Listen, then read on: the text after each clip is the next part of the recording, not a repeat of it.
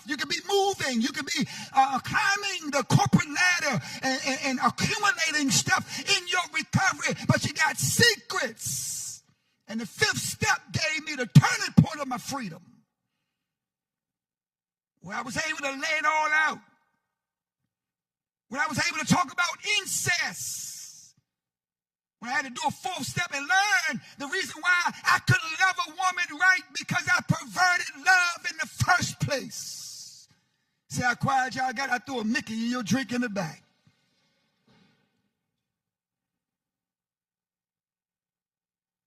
I couldn't figure out why being in recovery and got 6 and 7 years clean and I'm sleeping with a woman, but after we have sex, I couldn't hold her.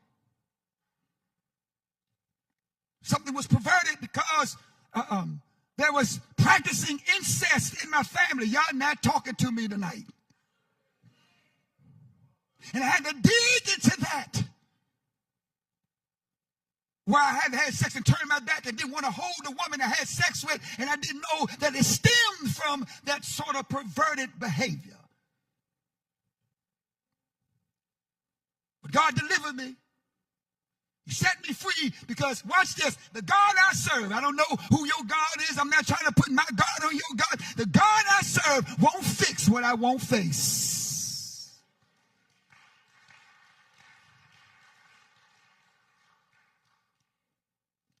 Did I tell y'all I'm done? That's my second time. I'm done. I'm closing. So now, 1993, I'm on skates. Right? Y'all remember that, right? I'm skating.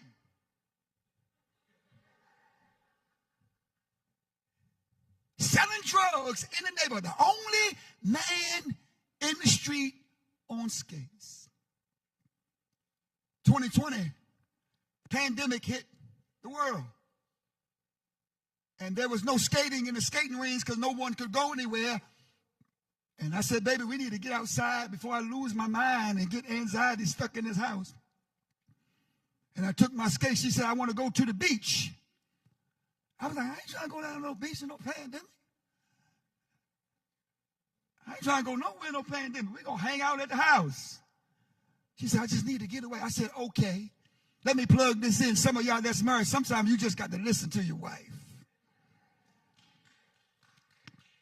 Thank you. I got 2 people clapping their hands. Oh, my.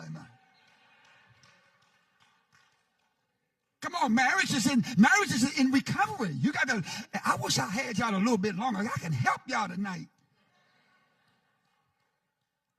Some of y'all, let me point, I'm going to go back. Remind me before I forget. I already forgot already. That's 57 just creeped up on me. Some of y'all in relationships, here's a recovery piece that you can take home. Sometimes you got to teach people how to treat you. And some of y'all that's not married and you're single, can I help you? Vibe alone until you valued. Oh man, that was Instagram on. Y'all looking at me like Alice in Wonderland. So my wife was like, let's go to the beach. I say, okay, we go to Rehoboth Beach. And that morning on the way to the beach, she sees this beautiful lake. And she said, baby, can we take a picture? In case y'all didn't know, I like taking pictures. Anybody like me, y'all like taking pictures? Let me see your hand. Don't be scared. You took a selfie before you got in this section tonight. I said, sure, baby, let's go to the lake and take the picture. And when we got to the lake, we saw this road that was beautifully manicured. It was jet black, and the yellow line in the middle of the road looks like it just got painted.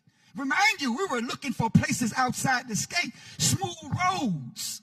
Only thing we could find like tennis courts and stuff. There was nowhere to skate, but I was skating in the middle of the street, and I said, you know what? I had my skates. We said we was going to go down to Rehoboth Beach, and we was going to do some TikTok, take our skates on the boardwalk. That's the further we was going to go. I took those skates out. I ain't going to tell y'all how to record it because I might got to kill you. No, I'm just playing. And I skated down that road, and the next morning I got calls from all over the place and said your video went all over the world. Now, some of you creators that's trying to create your brand, your business. All that's about recovery. It's not about all this sad stuff we went through. Some of you that's clean now, you got to start making some ways for your next level living.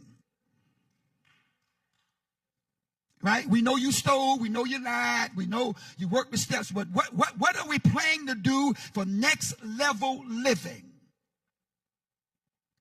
And so the video went all over the place, and people were getting happy, and they were stuck in the house, and I was hearing comments of, you just make me so happy, and you make me so joyful, and you so inspiring, and you encouraging the world. But they didn't know. In 1993, those same skates you getting happy about got me arrested. And I did not get arrested. Furthermore, I got rescued. God sent angels to rescue me in the form of PG County Police. That's why I understand the 23rd Psalm. He maketh me to lie down. Have I got a witness there? I said, y'all gonna make me preach in this place tonight. He maketh me in my cell. I said, God, if you pull me out of this, I promise you, I'll tell the whole world. Anybody like me, I promise you, I'll do the right thing. I promise you, I'll tell the world how you delivered me. 28 years later, here I am, telling the story.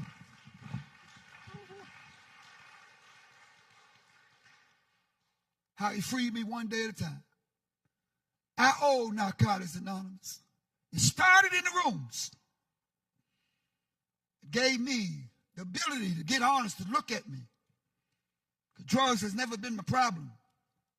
Vance has always been a problem. I've been clean going on 30 years. I'm pastoring a growing church. God made my name great, but I still got to deal with Vance every day. I got to wake up and fight. Opposition everywhere. My brother Zach, we were talking a little bit, and he says, I'm trying to galvanize and synergize and bring the community together, but there's so much opposition. Paul said, listen, he told the church in Corinth, I got to go to Ephesus because there's a great work there. There's a mega work there. But when I go there, it's going to be opposition. You know you're going in the right direction when you're being opposed. So here it is, my last closing, 3. I don't care where you are. You can make it. I don't care where you've been. You can make it. You got to get people out of your life who don't have the faith that you have. When you say, I'm going to do this, I'm going to do this business, or I'm developing this brand, or I'm going to school, and they say stuff like, I don't think you could do it. You don't have enough money. You got to separate. You got some people in your life that's in there and the expiration date is over. I don't know who I came to talk to today, but you got some people in your life that some of your people that's in your life right now, you going to have to let them go.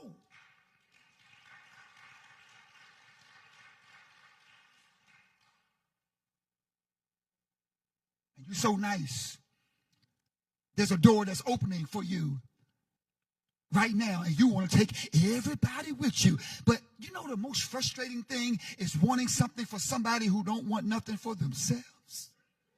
That type of stuff agitate your recovery.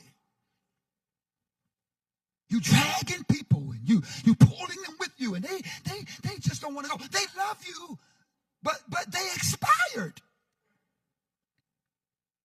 That's why your relationship is molded. Your mind is stale, stagnated. And God says there's going to be a season where I'm going to open up portals. I told my church the other day in the book of Isaiah, he says, I'm doing a new thing. Your recovery about to switch. Hey, your recovery about to shift. God going to do something fresh in your life. Some of y'all been waiting for a fresh wind. And God about to shift it. He says, I'm going to do a new thing. I'm going to make a way in the desert. I'm going to make rivers. In the desert, I'm going to make a way in the wilderness. In other words, I'm going to do some stuff for you that's going to be mind-blowing. I'm only talking to 5 of you. I know some of you right now, you ain't got the faith to believe it because you've been down so long, you don't know what getting up looking like. I'm telling you right now, if you can't shout over this, I'm about to take my mic. I'm going back to D.C. God going to do something in your life that's going to make your haters at peace with you.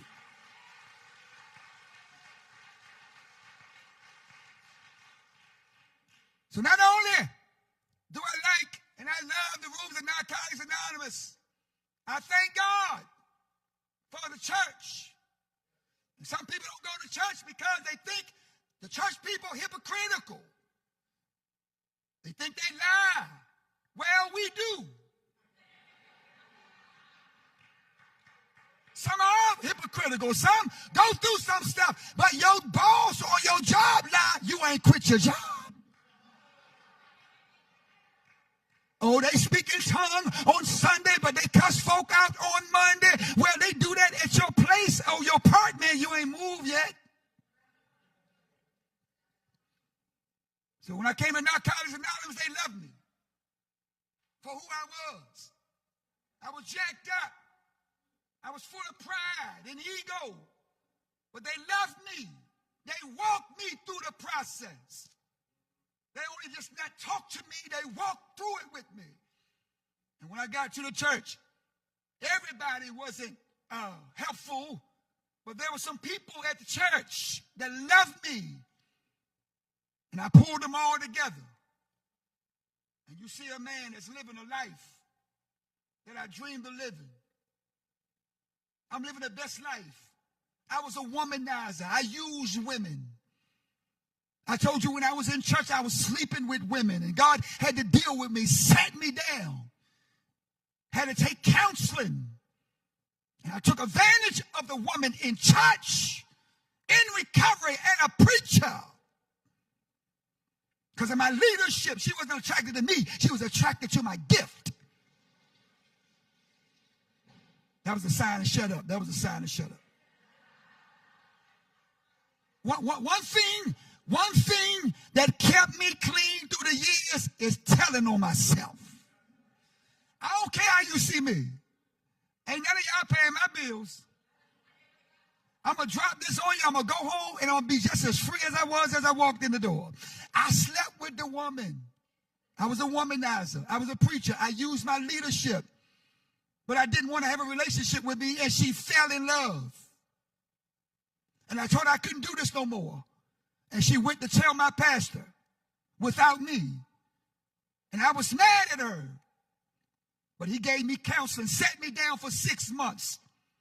I had to go through this class called PMS, Power, Money, and Sex. And I got it right. And I read Psalm 51 where David said, create in me a clean heart and renew a right spirit in me. And if you notice when you read Psalm 51, he never mentions Bathsheba. He kept the focus on himself. And now I'm married to a beautiful wife. I ain't meet her at the I ain't meet her at church. I met her at the skating ring. I ain't meet her speaking in tongues at prayer meeting. I met her at the skating ring with some white shorts on because she was not my type. She was not my prototype. She was my type. She was cute.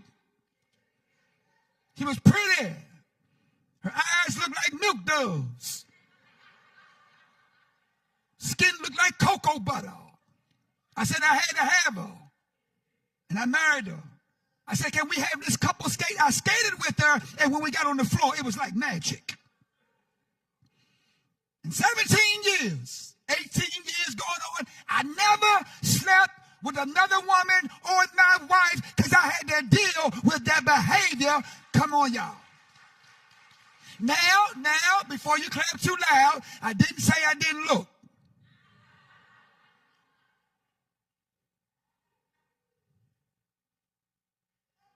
I didn't say they don't look good. I just didn't roll down the window like I used to. Holler at your boy. I love you. I hope I help somebody with my honesty. Thank God for you. Keep your head up. God is still large and in charge. I'm Vance. Thank you for letting me share.